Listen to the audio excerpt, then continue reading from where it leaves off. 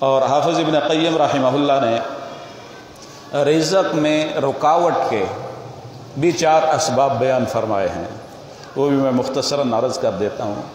فرماتے ہیں 4 تمنع الرزق، 4 سبب ایسے ہیں جو انسان کے رزق میں رکاوٹ ڈالتے ہیں، اس کو روک لیتے ہیں۔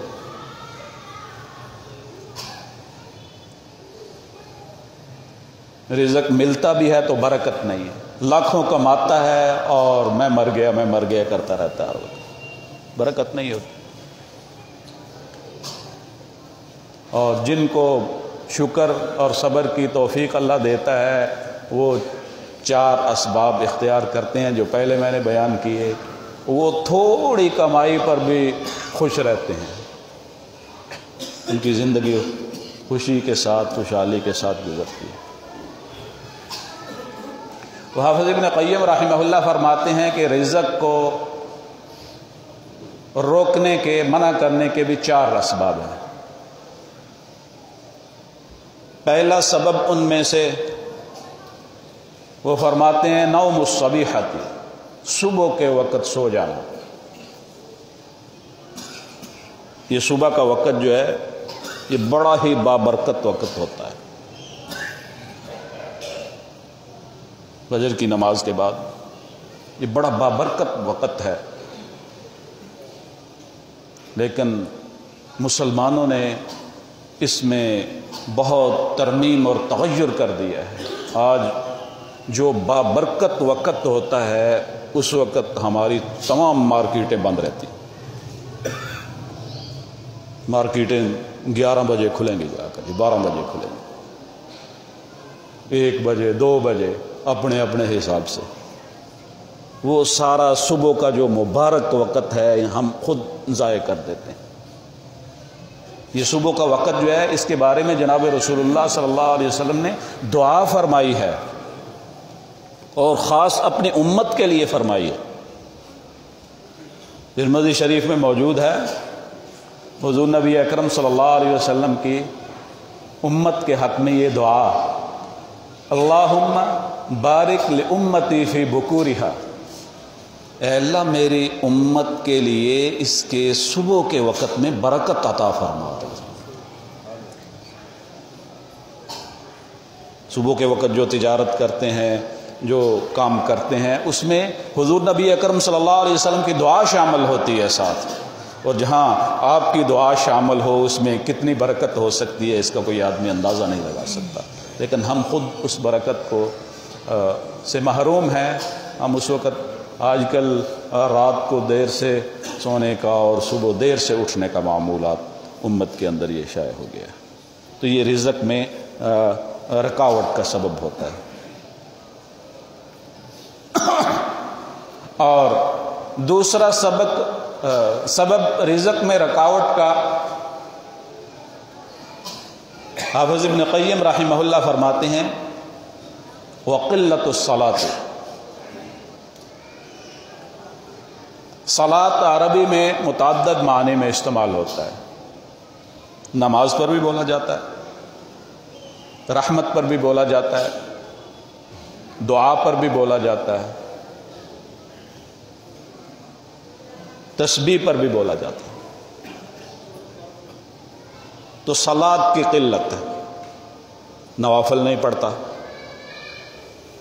حضور نبی اکرم صلی اللہ علیہ وسلم پر درود شریف نہیں پڑھتا، تسبیح و تحلیل نہیں کرتا، استغفار نہیں کرتا، یہ سارے معنی اس کے اندر آ جاتے ہیں۔ اس کے ساتھ رزق جو ہے وہ کم ہوتا ہے۔ قلت الصلاۃ، رحمت خدا سے طلب نہیں کرتا،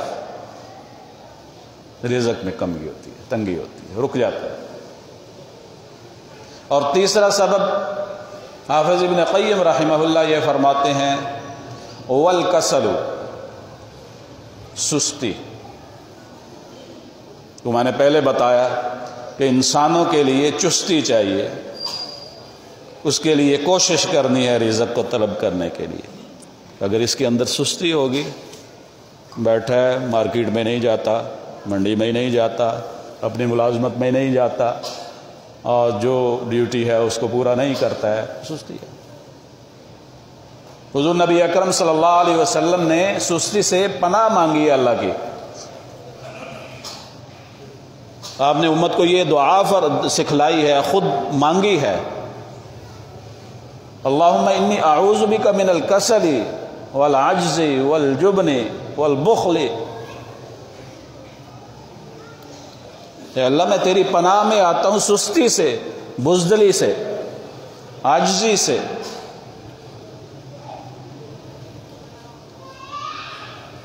سستی ہے انسان کے لیے۔ ہمارے پنجابی کا محاورہ ہے، آپ حضرات سب نے سنا ہوگا، وہ کہتے ہیں کہ ستے پے دے کٹے ہی ہوندے نے۔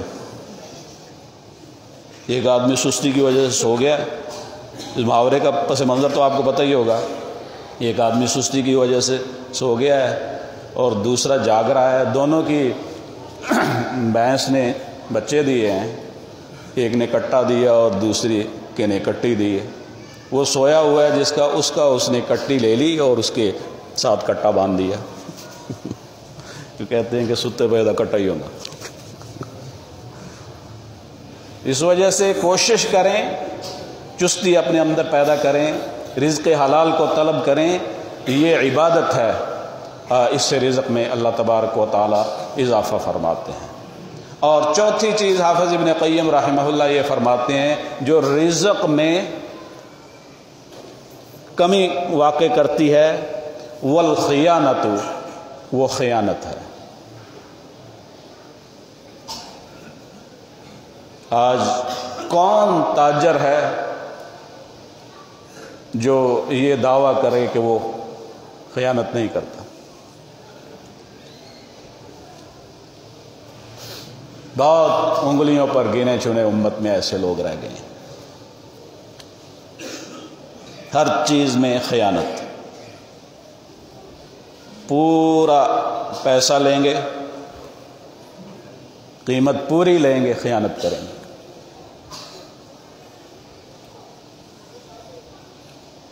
پوری قیمت لیں گے، چیز 2 نمبر دیں گے۔ پوری قیمت لیں گے، دوائی 2 نمبر دیں گے۔ پوری قیمت دیں گے، کپڑا 2 نمبر دیں گے، برتن 2 نمبر دیں گے۔ تو ہم خود اپنے رزق کے اندر، تو جو آدمی دوسرے کے ساتھ خیانت کر کے ناجائز، وہی حلال رزق اگر یہ کماتا تو اس کے لیے برکت ہوتی، جائز نفع رکھتا، رزق میں اضافہ تھا۔ اس نے دوسرے کو دھوکہ دیا، اس کی نحوست اس پر پڑی، اس نے تو دے دیا۔ قسمیں اٹھاتے ہیں اس پر، نہیں ہم نے اتنے کا ہی خریدا۔ حضور نبی اکرم صلی اللہ علیہ وسلم نے فرمایا کہ 3 قسم کے آدمی ایسے ہیں، قیامت والے دن اللہ تبارک و تعالیٰ ان کی طرف دیکھے گا بھی نہیں اور نہ ان کے ساتھ کلام کرے گا۔